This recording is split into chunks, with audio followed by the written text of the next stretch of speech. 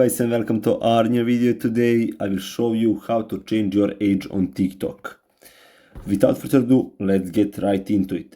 When we are on TikTok, as you can see under these three lines and settings and privacy, actually we don't have option to change our age anywhere here.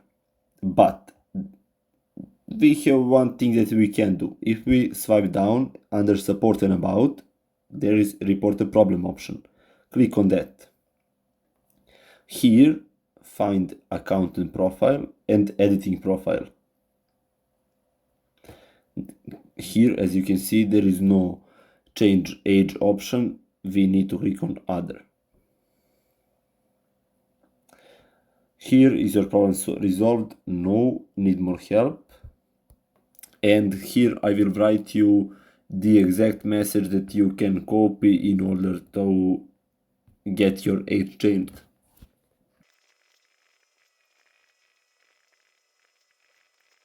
And here it is, you can copy this exact message and your age will be changed in no time. Just follow the steps they give you later when they answer on this message. If I helped you, I hope that I did.